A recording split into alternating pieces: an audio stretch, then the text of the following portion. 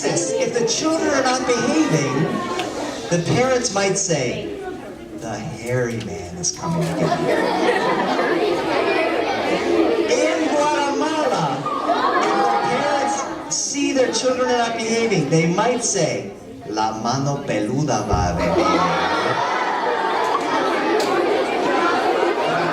But in Mexico, if the children are not behaving, the parents will say, La Llorona va. And when the kids are younger, it totally works. How many of you have a story about La Llorona? How many of you have a story about your parents trying to scare you when you were younger? Turn to your friend and tell that story right now.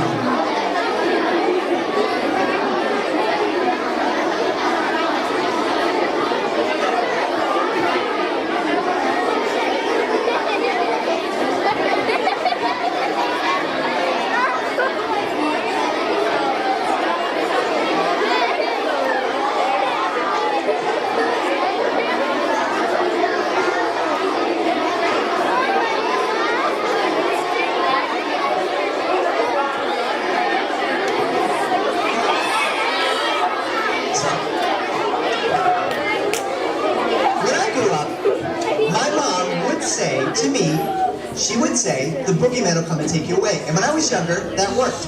When I was about, I don't know, a little younger than you, I was maybe, I don't know, 7 or 8 years old, I said, Mom, what's the boogeyman? My mom's from Boston, and she said, I don't know. I said, well, what does it mean? She says, I don't know. So I never found out what the boogeyman was.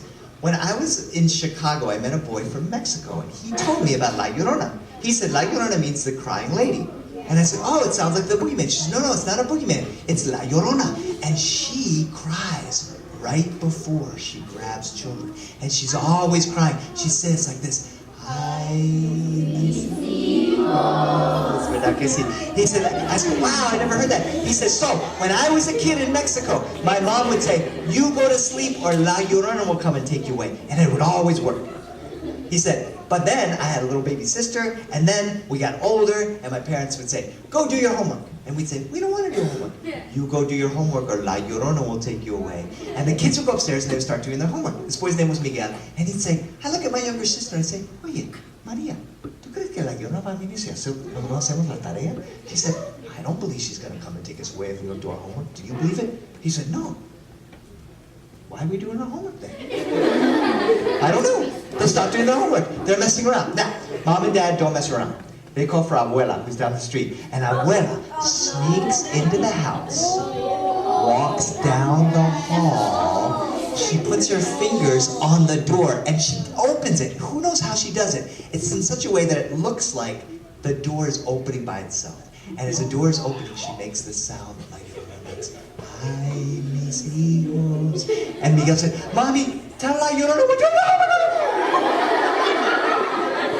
Works for the rest of the year. Now, if you did some research, if you went on the internet or if you went to the library, there are some books about La Llorona. And some people say that she did have 2 children and the children were misbehaving and she threw them in the river. And then, as soon as she did that, she realized how bad that was. And she started crying, and she cried herself to death. And she still cries to this day because of how bad that was. Some people say she didn't kill her kids. Her kids were swimming in the river, and the river, there was a flash flood. Do you know what this is? All of a sudden, water started falling, and rain started happening in the mountains, and the river went from this high to this high, and the kids were swept away, and she cried that her children drowned in the river. And some people say that it was supernatural. Some people say somebody else did it. There's all different versions, but many of the versions have to do with water. So what the kids do, Miguel said that when he was about 13 or 14 years old, his friends would dare each other to go down to the river. And one of the girls would say, this is the very, I told last year, this is the very spot where La Llorona's kids died. And they'd look. It looked just like a river. El arroyo allí. But then one of the kids would dare the other kids, hey, you go in the water to that spot. She'd say, no, you do it. He'd say, no, you do it. She said, I'm not scared. And that brave girl, she walked into the water to the very spot where La Llorona's children disappeared. She sits there, with her knees under the water.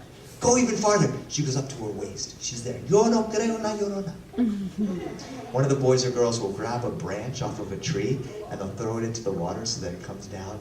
And as it's coming down, it scratches against her legs and it feels like La Llorona's fingernails. She's like, "Ay, La Llorona."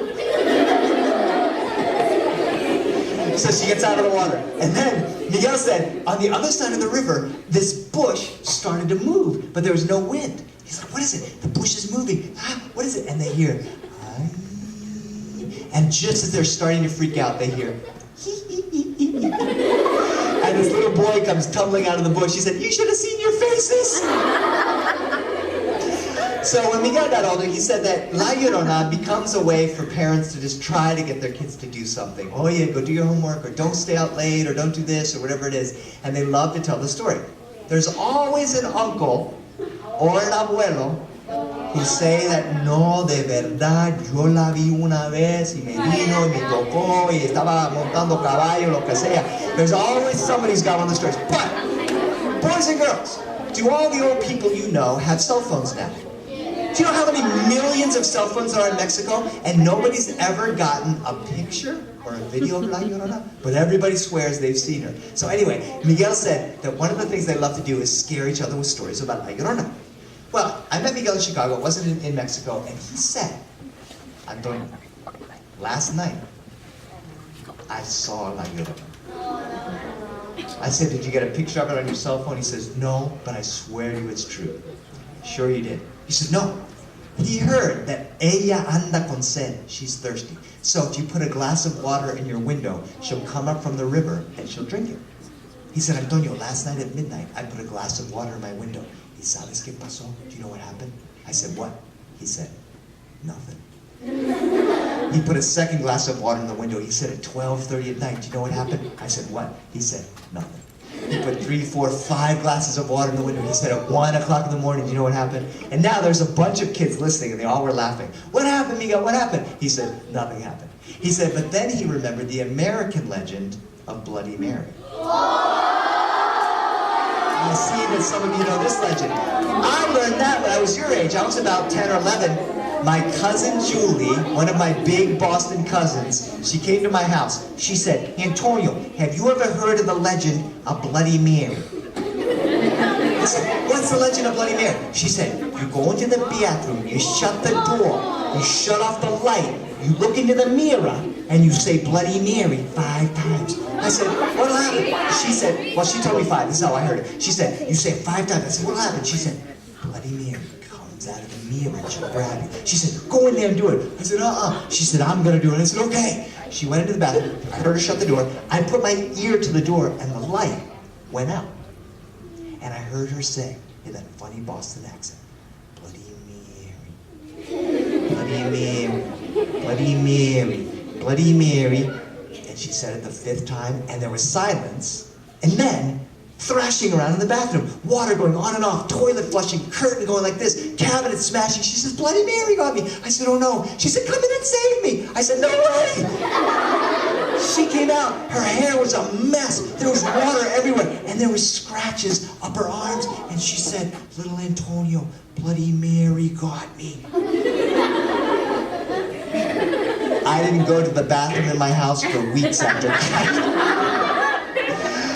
My mom made Julie tell me that she made the whole thing up. Julie had done it all to herself. So if by accident you were going to the bathroom and say a thing, nothing would happen. Anyway, this boy Miguel, he decided to mix the 2 legends. He said, "Antonio, nunca mezcla dos leyendas." Because he left the 5 glasses of water in his window, went into the bathroom, shut the door, shut off the light, looked into the mirror, and instead of saying Bloody Mary, he said, "La Llorona, La Llorona, La Llorona, La Llorona, La Llorona." Nothing happened in the bathroom. But when he came back to the window, one of the glasses was gone. He slid underneath the window, he put his back to the wall, and he swears that he heard someone drinking the glass and the glass hitting the ground. Then he heard this sickening sound, like bones scraping against brick, and another glass got pulled off, and drinking, and the glass hitting the ground, and a third, and a fourth. And then he slid out from his hiding spot, and he stared at the last remaining glass for what seemed like an hour, maybe it was 5 minutes, when he saw a thin, gnarled, translucent hand. Do you know what translucent means? And he saw that hand, and it lingered. It didn't move. He thought, now's my chance to prove La Llorona exists. there was that hand. He took a deep breath. He reached up. And she...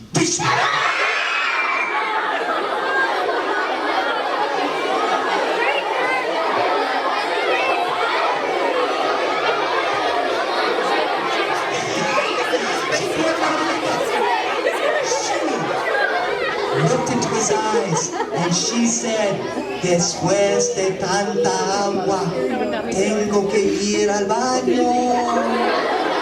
She said, after drinking all that water, I have to go to the bathroom. I said, Miguel, did that really happen? He said, no. He made that whole part of the story up. He did say it's true that that's one of the most famous stories from Mexico. He said that it's not true if you put a glass of water, she'll come up. He made the whole thing up. But he did say I was allowed to say this. If by accident you were to put a glass of water in your window, some of the water might disappear. But it's not La Llorona, it's evaporation. He said, but this, if you don't do your homework, she will come and take you away, so do your homework. And that's the most famous story from Mexico, the story of La Llorona.